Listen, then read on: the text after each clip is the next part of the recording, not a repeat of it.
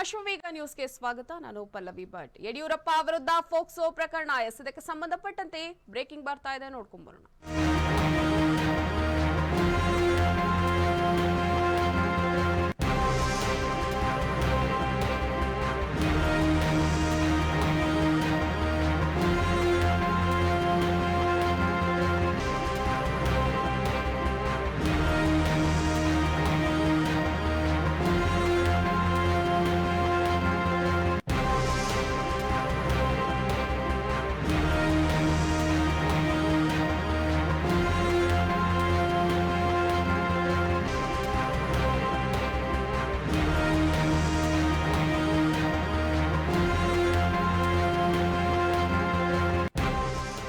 ಯಡಿಯೂರಪ್ಪ ವಿರುದ್ಧ ಫೋಕ್ಸೋ ಪ್ರಕರಣ, ಫೋಕ್ಸೋ ದೂರು ದಾಖಲಿಸಿದ್ದ ಮಹಿಳೆ ಸಾವು, ಉಸಿರಾಟದ ತೊಂದರೆಯಿಂದ ಸಾವನ್ನಪ್ಪಿದ ಮಹಿಳೆ, ಮಮತಾ ದೂರು ನೀಡಿದ್ದ ಮೃತ ಮಹಿಳೆ, ಹುಳಿಮಾವು ಬಳಿಯ ನ್ಯಾನೋ ಆಸ್ಪತ್ರೆಯಲ್ಲಿ ಸಾವು, ಉಸಿರಾಟ ಸಂಬಂಧ ಆಸ್ಪತ್ರೆಗೆ ದಾಖಲಾಗಿದ್ದ ಮಹಿಳೆ, ಲೋ ಬಿಪಿಯಿಂದ ಆಸ್ಪತ್ರೆಗೆ ದಾಖಲಾಗಿದ್ದ ಮಹಿಳೆ.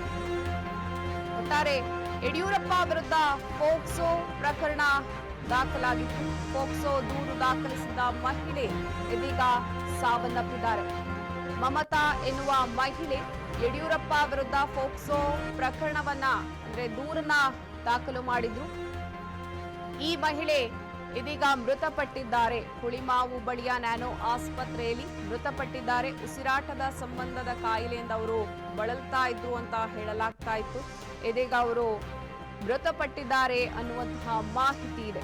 ಲೋ ಬಿಪಿಯಿಂದ ಆಸ್ಪತ್ರೆಗೆ ದಾಖಲಾಗಿದ್ದಂತಹ ಮಮತಾ ಅವರು ಇದೀಗ ಸಾವನ್ನಪ್ಪಿದ್ದಾರೆ ಅನ್ನುವಂತಹ ಮಾಹಿತಿ ಇರುವಂತದ್ದು. ಯಡಿಯೂರಪ್ಪ ವಿರುದ್ಧ ಫೋಕ್ಸೋ ಪ್ರಕರಣ ದಾಖಲಾಗಿತ್ತು. ಫೋಕ್ಸೋ ದೂರನ್ನು ದಾಖಲಿಸಿದ್ದ ಮಮತಾ ಎಂಬ ಮಹಿಳೆ ಇದೀಗ ಸಾವನ್ನಪ್ಪಿದ್ದಾರೆ ಅನ್ನುವಂತಹ ಮಾಹಿತಿ ಲಭ್ಯವಾಗ್ತಾ ಇರುವಂತದ್ದು. ಉಸಿರಾಟದ ತೊಂದರೆಯಿಂದ ಮಮತಾ ಅವರು ಬಳಲ್ತಾ ಇದ್ರು. ಲೋ ಬಿಪಿಯಿಂದ ಕೂಡ ಅವರು ಬಳಲ್ತಾ ಇದ್ರು. ಹಾಗೇನೆ ಅವರನ್ನ ನ್ಯಾನೋ ಆಸ್ಪತ್ರೆಗೆ ದಾಖಲು ಮಾಡಲಾಗಿತ್ತು. ಆದ್ರೆ ಚಿಕಿತ್ಸೆ ಫಲಕಾರಿಯಾಗದೆ ಮಮತಾ ಇದೀಗ ಸಾವನ್ನಪ್ಪಿದ್ದಾರೆ. ಹುಳಿಮಾವು ಬಳಿಯ ನ್ಯಾನೋ ಆಸ್ಪತ್ರೆಯಲ್ಲಿ ಅವರು ಸಾವನ್ನಪ್ಪಿದ್ದಾರೆ ಅನ್ನುವಂತಹ ಮಾಹಿತಿ ಇದೆ.